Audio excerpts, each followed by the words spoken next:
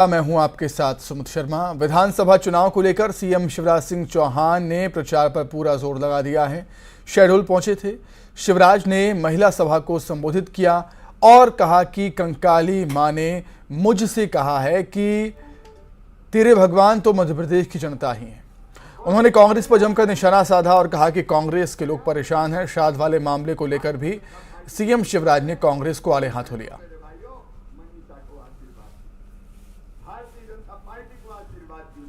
कांग्रेसी आजकल बड़े परेशान हैं। कहते हैं ये कह रहा है हम चुपचाप पैसा डाल देंगे।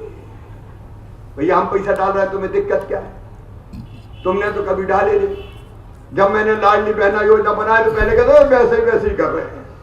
फिर कहने लगे ज्यादा नाम ही नहीं आएंगे, नाम काट कूट देंगे। फिर कहने लगे पैसा नहीं देंगे, थोड़े बहुत को देंगे। फिर कहने लगे 1000 नहीं देंगे। फिर कहने लगे बढ़ाएंगे नहीं। अब 1000 से बढ़ा के 1250 कर दिए और पूरी दुनिया सुन ले, पैसे का इंतजाम कर रहा हूं और जैसे इंतजाम हुआ 1250 से बढ़ा के कर दूंगा 1500 रुपया। कांग्रेस ने 144 प्रत्याशियों की लिस्ट जारी करने के बाद विरोध के स्वर कांग्रेस में तेज हो गए हैं। कई जगहों पर प्रत्याशियों का विरोध हो रहा है। वहीं कमलनाथ ने दो टूक कहा है कि 4000 से ज्यादा दावेदार हैं और सबको टिकट नहीं दिया जा सकता।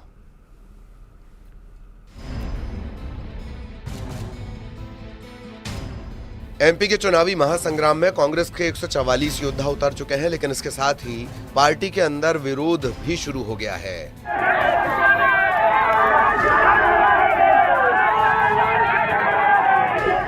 इंदौर 4 में अक्षय कांति बम के समर्थकों ने जमकर प्रदर्शन किया। इन लोगों ने राजा मांधवानी के खिलाफ नारेबाजी भी की। उधर बुदनी से कांग्रेस प्रत्याशी विक्रम मस्ताल का भी विरोध देखने को मिला। विक्रम मस्ताल को कांग्रेस ने सीएम शिवराज के खिलाफ मैदान में उतारा है। जिसको पूरी विधानसभा में एक व्यक्ति भी न तो जानता है और न वो किसी को जानता है, ऐसे व्यक्ति को टिकट दे दिया तो कैसे होगा कांग्रेस का काम? ये तो सीधा सीधा सीएम को तस्तरी में रख के कांग्रेस ने सीट डिक्लेयर कर दी। उधर दिल्ली से भोपाल पहुंचे पीसीसी चीफ कमलनाथ ने विरोध को लेकर बयान दिया। उनका कहना था 14000 से ज्यादा दावेदार हैं, ऐसे में सभी को टिकट देना संभव नहीं है। उसी के बाद 4000 लोगों ने दावेदारी करी थी। अब 4000 को तो टिकट मिल नहीं सकता, मिलता तो एक ही है। तो इसमें से कुछ तो निराश होंगे, पर मुझे पूरा विश्वास है कि वो आपके कांग्रेस का कांग्रेस। दावेदारों और उनके समर्थकों की नाराजगी चुनाव में कांग्रेस को नुकसान भी पहुंचा सकती है। ऐसे में कांग्रेस नाराज नेताओं को मनाने में सफल होती है या नहीं, ये आने वाले दिनों में साफ होगा। ग्वालियर की डबरा विधानसभा सीट पर इस बार फिर जंग दिलचस्प होने जा रही है, क्योंकि एक बार फिर समधी और समधन एक दूसरे के खिलाफ चुनावी मैदान में हैं। बीजेपी से इमरती देवी तो वहीं उनके समधी सुरेश राजे फिर से कांग्रेस के टिकट पर जीत का दम भर रहे हैं।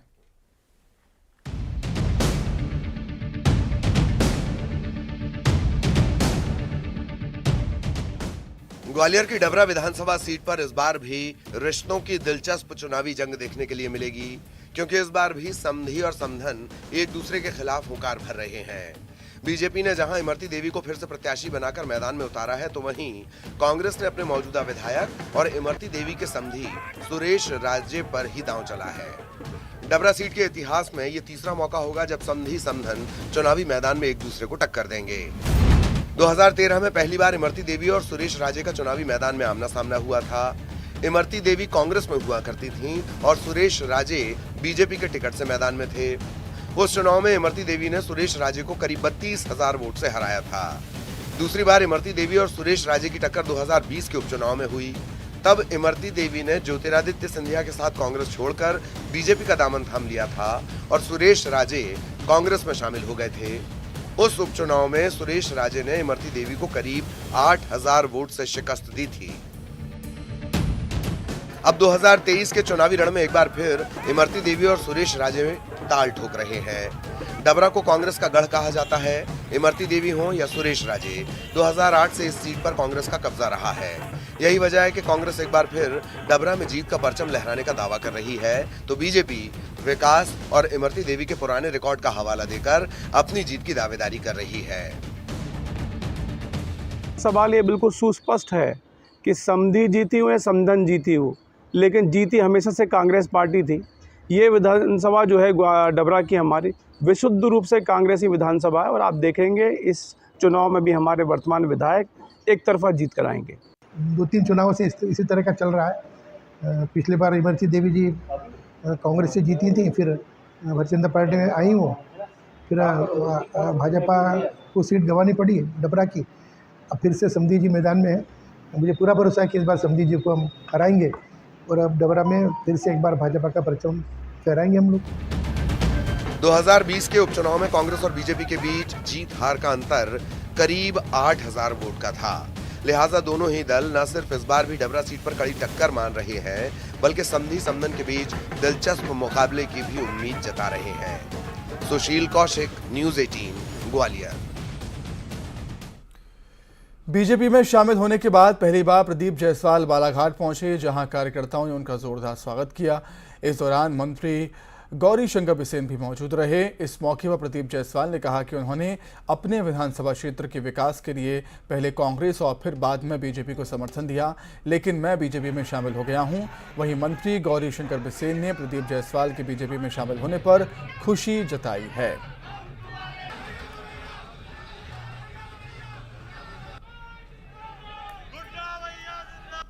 कि मैं कांग्रेस पार्टी से 3 बार विधायक रहा, संगठन में मैंने काम किया। परिस्थितियाँ ऐसी आई कि निर्दलीय चुनाव लड़ना पड़ा था, निर्दलीय चुनाव लड़के मैं चुनाव जीता। जनता का विश्वास जो है, मेरी मुख्य जड़ है जनता का विश्वास और जनता की सेवा।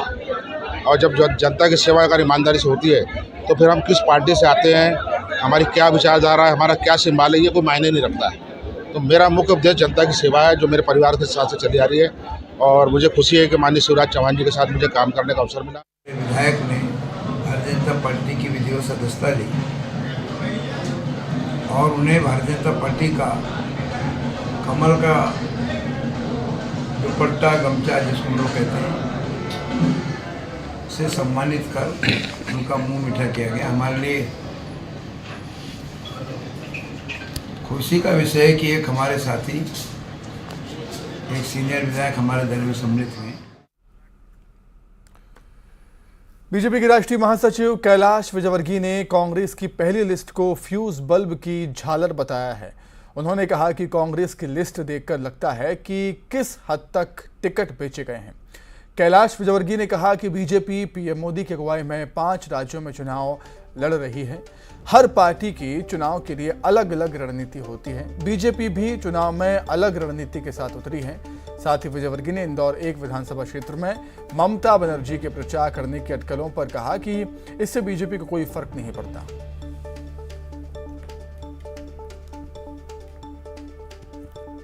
कोई भी आए, देखिए डेमोक्रेसी में सबको आने का, सबको बोलने का अधिकार है, पर असर जब होता है जब लोग पहचानते नहीं।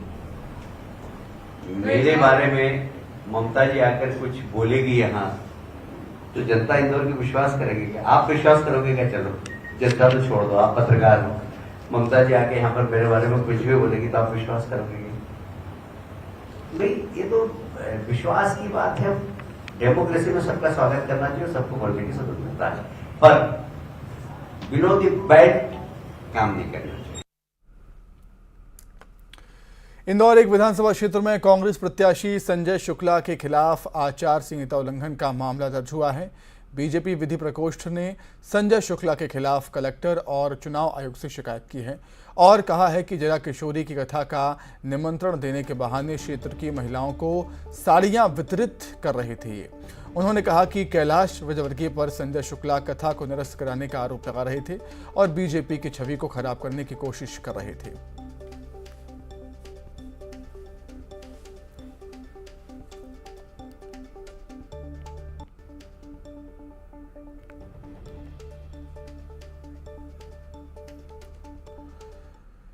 खरगोन में छात्र छात्राओं का प्रदर्शन। एकलव्य स्कूल के छात्र छात्राओं का प्रदर्शन देखने को मिला। 10 किलोमीटर पैदल चलकर पहुंचे कलेक्ट्रेट के ऑफिस, कलेक्टर के ऑफिस का प्रदर्शन किया है। छात्र छात्राओं ने एकलव्य छात्रावास में मूलभूत सुविधाओं की मांग कर रहे हैं छात्र। खरगोन में छात्र छात्राओं का प्रदर्शन देखने को मिला। एकलव्य स्कूल के छात्र छात्राओं ने प्रदर्शन किया। सड़कों पर उतरकर 10 किलोमीटर पैदल चलकर कलेक्टर ऑफिस पहुंचे और कलेक्टर ऑफिस पर जमकर प्रदर्शन किया। ज्ञापन भी सौंपा है। एकलव्य छात्रावास में मूलभूत सुविधाओं की मांग है छात्र छात्राओं की। सर, हम कब से मांगे, हमारी पूरी नहीं हो रही है। हम एकलव्य आदर्श आवासीय विद्यालय से आए हैं और हमारी सबसे बड़ी समस्या तो ये है कि पानी नहीं है। हमारे यहाँ पानी नहीं आता है। पानी कभी आता है वो भी ख़त्म हो जाता है। पीने के लिए भी आता है। आरओ भी कब से आए हैं ऐसा बोल रहे हैं, लेकिन पानी वहाँ गर्म रहता है। आरओ भी अभी तक लगे नहीं है सर।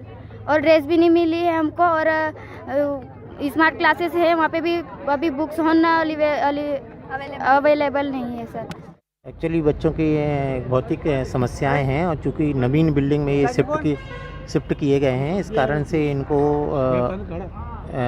समस्या हो रही है। भौतिक सुविधाओं की बिस्तर वगैरह सफिशेंट नहीं है, जिनकी मांग हम लोगों ने सचिव महोदय को शासन स्तर पर भेजी थी और वहाँ से पैसा अलॉटमेंट आया भी है और इसकी सप्लाई के ऑर्डर हो चुके हैं।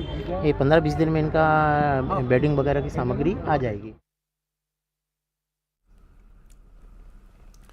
सागर से खबर, जहां सुर्खी थाना क्षेत्र के मोरपाली में खेत में बम मिलने से हड़कंप मच गया। बम मिलने की सूचना मिलते ही बम निरोधक दस्ता मौके पर पहुंचा और बम को डिफ्यूज किया। जांच के दौरान पता चला कि यह सेना का बम था जो करीब 10 किलो का था। जहां बम को डिफ्यूज किया गया वहां खेत में 4 फीट गहरा गड्ढा बन गया। फायर। फायर।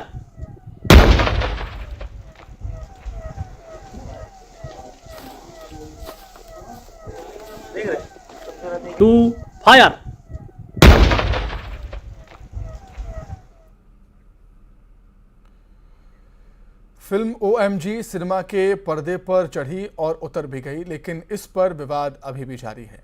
उज्जैन के महाकाल मंदिर पुजारी और अखिल भारतीय पुजारी महासंघ के द्वारा फिल्म को लगातार भद्दा और अश्लील बताया जा रहा है। महाकाल मंदिर के पुजारी महेश शर्मा और पुजारी महासंघ के सचिव रूपेश मेहता ने फिल्म के एक्टर अक्षय कुमार, फिल्म के निर्माता विपुल शाह, निर्देशक अमित राय, भारतीय फिल्म प्रमाणन बोर्ड के अध्यक्ष प्रसून कुमार जोशी के खिलाफ कोर्ट से नोटिस भेजा था, जिसका जवाब आया है। जवाब में फिल्म निर्माता और निर्देशक के वकील ने लिखा है कि अखिल भारतीय पुजारी महासंघ और महाकाल के पुजारी द्वारा परेशान करने और फिल्म को लेकर प्रसिद्धि पाने की चाहत रखते हैं। सेवानिवृत्त न्यायाधीश डॉक्टर अशोक सनोटिया की टिप्पणी के बाद मामले ने तूल पकड़ लिया है। देखिए, जो जवाब आया है उस पर लीगल व्यवस्था देखते हुए कोर्ट में केस लगाने की हमारी तैयारी है। साथ ही अब हमें ये खुशी है कि जो मुद्दा उठाया गया था कि ये भगवान को जोड़कर, धर्म को जोड़ के जो ये फिल्म बनाई गई है ये गलत है और अश्लील है, इस पर रोक लगाई जानी चाहिए, ये हमारी मांग थी।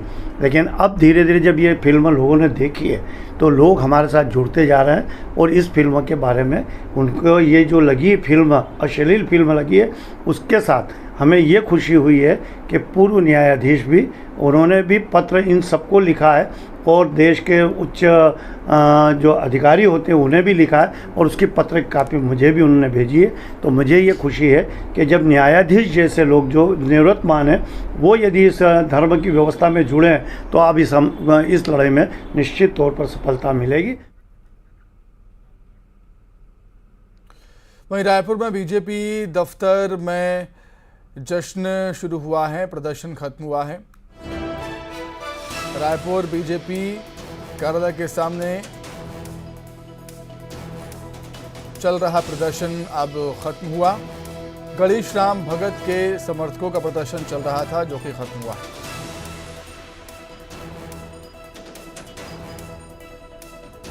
केंद्रीय मंत्री मनसुख मंडाविया से बातचीत के बाद प्रदर्शन खत्म हुआ और अब जश्न मनाया जा रहा है। गणेश राम भगत के समर्थकों ने प्रदर्शन के बाद अब जश्न मनाए। प्रदर्शन की तस्वीरें आपने देखी होंगी, अब उसके बाद जश्न की तस्वीरें भी देखिए। जशपुर विधानसभा से प्रत्याशी बदलने की मांग कर रहे थे ये। केंद्रीय मंत्री से इन सभी की बातचीत हुई और लगता है बात बन गई है और यही वजह है कि जो प्रदर्शनकारी थे वो अब जश्न मना रहे हैं प्रदर्शन खत्म करने के बाद। रायपुर बीजेपी दफ्तर की तस्वीरें। गणेश राम भगत के समर्थकों का पहले प्रदर्शन चल रहा था, फिर उनकी केंद्रीय मंत्री मनसुख मंडाविया से बातचीत हुई, जो कि प्रभारी भी हैं छत्तीसगढ़ के। उनसे बातचीत के बाद अब जश्न की तस्वीरें भी सामने आई। अधिक जानकारी के लिए हम बातचीत करेंगे, संवाददाता दीपक सिंह जुड़े हुए हैं फोन लाइन पर। दीपक, पहले प्रदर्शन की तस्वीरें हमने देखी, मंत्री जी से बात होती है, फिर जश्न की तस्वीरें, तो क्या बात बन गई है क्या? जी सुमित, मैं आपको बताऊं कि 14 तारीख से जो है गणेश राम भगत के समर्थक रायपुर के भाजपा कार्यालय के सामने प्रदर्शन पर बैठे हुए थे और इनकी मांग थी कि जो जशपुर विधानसभा से रायमुनि भगत को टिकट दिया गया है उनको बदला जाए, प्रत्याशी को बदला जाए। और इसी मांग को लेकर जो है सैकड़ों लोगों ने जो है लगातार वहां पर प्रदर्शन किया और इनके प्रदर्शन के बीच जो है बृजमोहन अग्रवाल और समेत तमाम बड़े नेता वहां पर पहुंचे थे इनको समझाइश देने के लिए, लेकिन इन पर उसका कोई भी असर नहीं हुआ। आज दोपहर जो है भाजपा प्रदेश अध्यक्ष अरुण साव भी वहां पर पहुंचे थे और उनसे बातचीत की थी और आज शाम को जो है केंद्रीय मंत्री मनसुख मंडाविया से इनकी मुलाकात हुई। 6 लोगों का जो प्रतिनिधि मंडल है उनसे केंद्रीय मंत्री की मुलाकात हुई और उसके बाद जो बातें बाहर आई है, कुछ लोगों से हमने बात की तो उनका कहना था कि केंद्रीय मंत्री ने उनको आश्वासन दिया है कि जो भी उनकी मांगे हैं उनका संतुष्टि जनक जो है समाधान किया जाएगा। और उनके इसी आश्वासन के बाद जो है जो गणेश राम भगत के समर्थक हैं वो बाहर निकले और उन्होंने वहां पर जमकर जश्न मनाया, वहां पर नाच गान किया और अब जो है प्रदर्शन समाप्त करके सारे जो प्रदर्शनकारी हैं वो जशपुर वापस लौट रहे हैं। तो कहीं ना कहीं इनको कुछ आश्वासन मिला है जिसके बाद ये अपना प्रदर्शन समाप्त करके वापस लौट रहे हैं। ठीक है दीपक, बहुत शुक्रिया आपका जुड़ने के लिए, तमाम बातचीत के लिए बहुत धन्यवाद। अब बात रतलाम की करते हैं, जहां पुलिस ने वाहन चेकिंग के दौरान बस से 36 किलो चांदी के ज्वेलरी के साथ 2 लोगों को गिरफ्तार किया। पुलिस के मुताबिक आगर से चांदी की ज्वेलरी राजस्थान के बांसवाड़ा ले जाई जा रही थी। आरोपियों के साथ ज्वेलरी के वैध दस्तावेज नहीं मिले, जिसके बाद पुलिस मामले की जांच में अब जुट गई है।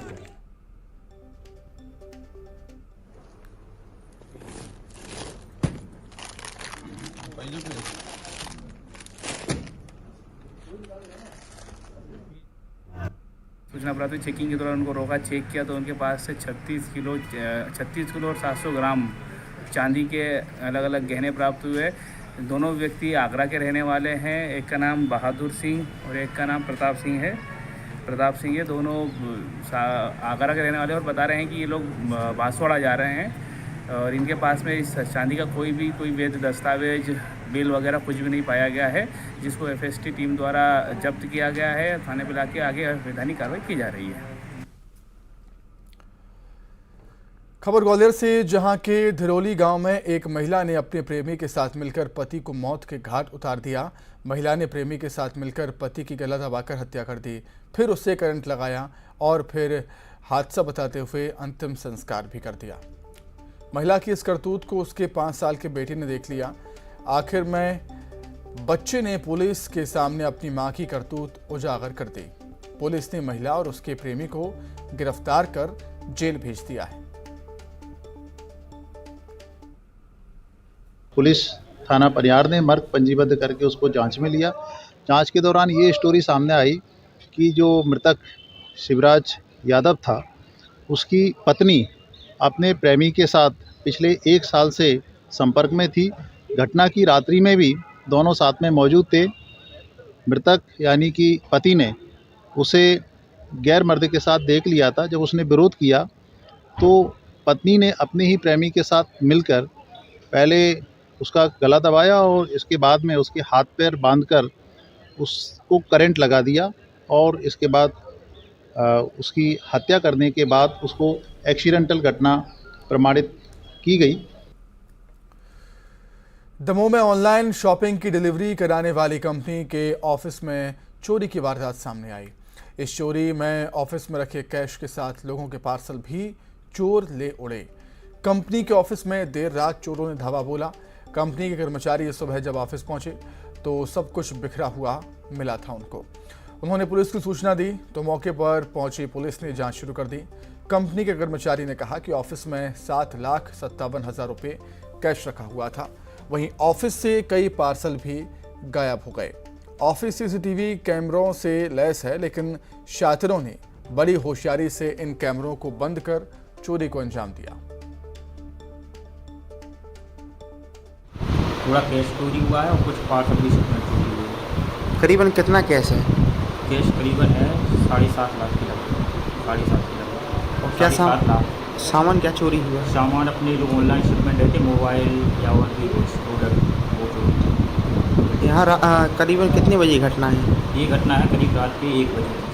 गार्ड नहीं था कोई यहाँ पर? गार्ड वगैरह नहीं थे कोई आपके? गार्ड नहीं। सीसीटीवी फुटेज लगे हैं यहाँ पे? सीसीटीवी फुटेज पूरे हमारे पास 5 से 6 कैमरे लगे हैं। ये कैमरा हमारा पूरा बाहर तक कवर करता है। रिकॉर्डिंग हुई है उसमें? रिकॉर्डिंग हुई है, पर उसके साथ कुछ छेड़छाड़ की हुई है, तो उसको अपन ओपन करा रहे हैं। छोटे शहरों के बच्चे भी अपनी प्रतिभा के बल पर बड़ा मुकाम हासिल कर सकते हैं। इस बात को साबित किया है शाजापुर की रहने वाली 8वीं कक्षा की छात्रा ब्राह्मी जैन ने। ब्राह्मी जैन को भारत सरकार के विज्ञान और प्रौद्योगिकी मंत्रालय की इंस्पायर अवार्ड मानक योजना के तहत अपने मॉडल को लेकर दिल्ली के विज्ञान भवन में राष्ट्रीय अवार्ड मिला। शाजापुर शहर के एक निजी विद्यालय में पढ़ने वाली छात्रा ब्राह्मी जैन जिले की पहली बाल वैज्ञानिक हैं जिन्हें अपने इनोवेटिव मॉडल को लेकर नेशनल इंस्पायर अवार्ड मिला है। दिल्ली के इंदिरा गांधी स्पोर्ट्स कॉम्प्लेक्स में आयोजित 10वीं राष्ट्रीय इंस्पायर अवार्ड मानक प्रदर्शनी और प्रतियोगिता आयोजित की गई थी, जिसमें पूरे देश के तमाम राज्यों और केंद्र शासित देशों से चयनित होकर आए बाल वैज्ञानिकों ने अपने इनोवेटिव आइडियाज को प्रेजेंट किया था। मैंने जो ये अचीवमेंट जो अचीव किया है, ये मैं इंस्पायर अवार्ड मानक दिल्ली में गई थी, तो वहाँ पे मेरा प्रोजेक्ट सिलेक्ट हुआ है, तो मुझे ये ट्रॉफी और सर्टिफिकेट्स मिले हैं। देखिए, बहुत ही गर्व की बात है कि हमारे विद्यालय की जो क्लास 8 की छात्रा है ब्राह्मी जैन, उसने एक इनोवेटिव प्रोटोटाइप बनाया था जिसको कि इंस्पायर अवार्ड मानक नेशनल लेवल पर उसने प्रस्तुत किया था, जिसमें इसका नेशनल लेवल में सिलेक्शन हुआ है। और उसके लिए उसके गाइड टीचर शैलेंद्र कसेरा सर और बाकी सभी स्कूल स्टाफ ने हेल्प की है। और इसके लिए मैं ब्राह्मी को, पूरे स्टाफ को और इसके गाइड टीचर को स्पेशली बहुत बहुत बधाइयाँ देना चाहती हूँ। बुरहानपुर में भगवान बालाजी भक्तों को दर्शन देने के लिए रथ पर सवार होकर निकले।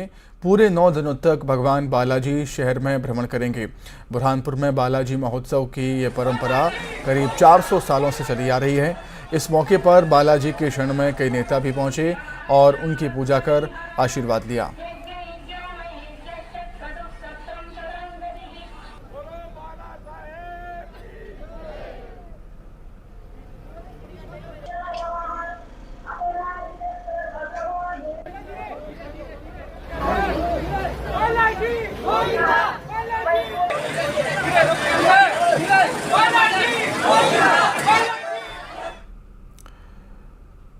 अब बात करेंगे उज्जैन की, जहां बाबा महाकाल प्रजा का हाल जानने के लिए नगर के भ्रमण पर निकले।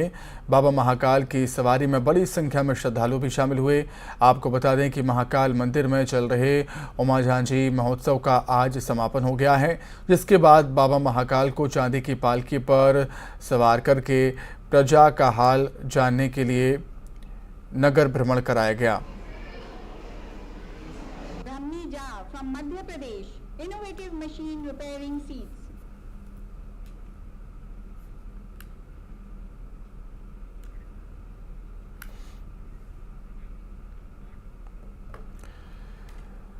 इसी के साथ ही फिलहाल इस बुलेटिन में इतना ही। खबरें लगातार जारी है। नमस्कार।